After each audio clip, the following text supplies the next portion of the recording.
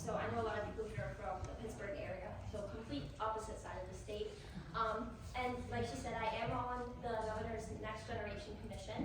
I'm vice chair of the commission, but I'm here to talk about a different role I play than the amazing Next Gen Commission, which you just heard all about. I'm here to talk to you about my role as executive director and founder of a 501c3 nonprofit called Let's Make the World a Better Place. So Let's Make the World a Better Place is dedicated to engaging students in a wide range of causes through baking, as said by the name. So I started Let's Make the World a Better Place in 2021 after the passing of a friend of mine by suicide. My school district was hit really hard with suicides in 2021. We lost 3 students, one of those being my friend. And within the 2-year span of 2019, I think it may have been 2018 to 2021, 7 students lost their lives to suicide in my school district. So mental health is a topic that's very much spoken about in my area, and one that is one of my passions, which is why I'm here today. And so in response to losing a friend of mine, I grieved as most people would. And then I tried to think of a way that I could do something good in response, and to kind of nothing can counter the loss, but to, lift people up. And so my friend's mother, the friend who passed away, was starting an organization called Rise Above, which is a mental health organization. And I wanted to support it, and I thought, what better way than baking? Because I have been an avid baker since I was very young. My mom, who's back there recording, she was a baker before me, and she instilled her love of baking into me, and so I've been baking for a very long time. And I was like, I can do a bake sale. I feel like everyone here has somehow participated in a bake sale. It is pretty much a universal experience for young people, whether it's like cookies at a lemonade stand or Home School Association bake sale. Everyone has participated in a bake sale, and baked goods are a common ground for many people. And so I held this bake sale not only to support Rise Above, but to spread awareness about mental health. And I ended up raising over $600 for Rise Above. And after that, I thought, why can't I do this all the time?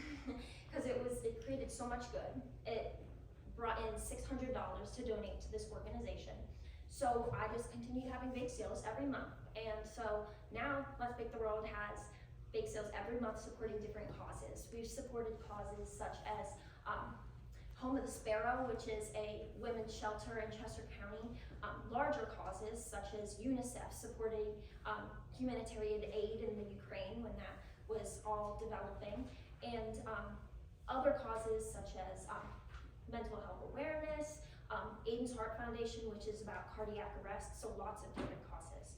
And to date, I've raised over $17,000 for 25 different organizations.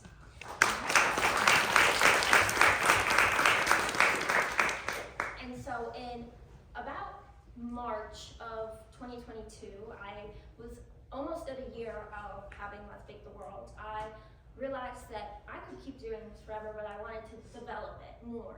And I wanted to actually have a direct impact, because this philanthropy that I was doing, it's amazing, it brings in so much funding, but I wanted to also have a direct impact on people. And so I applied for a $250 grant from the Hershey Heartwarming Project, which is an amazing organization, by the way. If any of you guys are looking to start some project of yours, they do it for Global Youth Service Day and give small grants so that students can start their own project. And I had an umbrella bake sale where a bunch of students, I went and talked to them about the cause, and they all held a bake sale for the cause that we were advocating for that month. And so the next year, it was 2023, this past spring, I thought, why not do it again? And so I applied for a $500 grant, and I got the $500 grant, and I started our mental health care packages.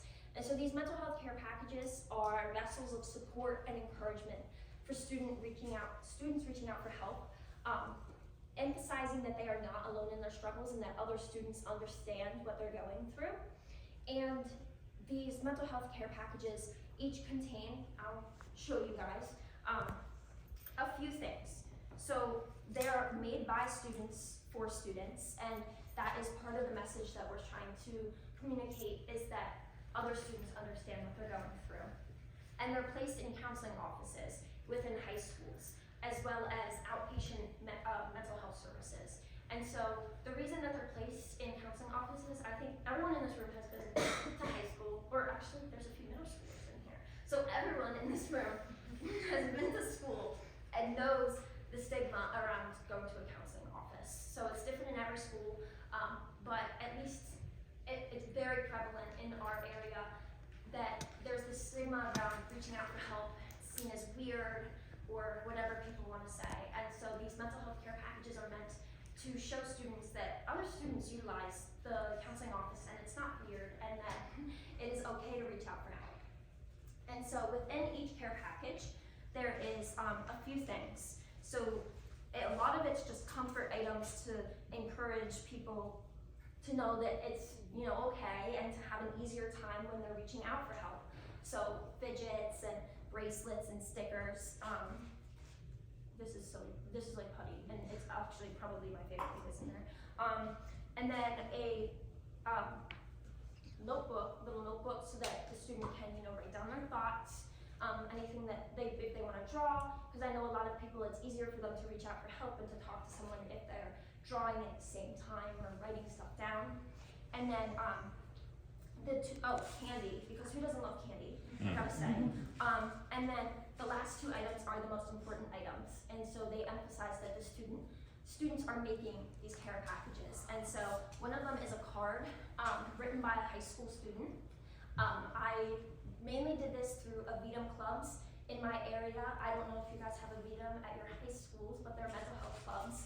And students wrote these cards, and they all are just different heartfelt messages from students, ways that a student can cope, a student's own experiences, just to show them that it really is a student making these packages, and they're not like someone thing made by adults or like anything like that. And so the last thing is my favorite thing, and it is a friendship bracelet created by an elementary schooler. So it's really cute because all of these bracelets have been made by elementary schoolers, and these elementary schoolers range in like the age group they are. So some of them are in 5th grade, and then some of them are in like 2nd grade.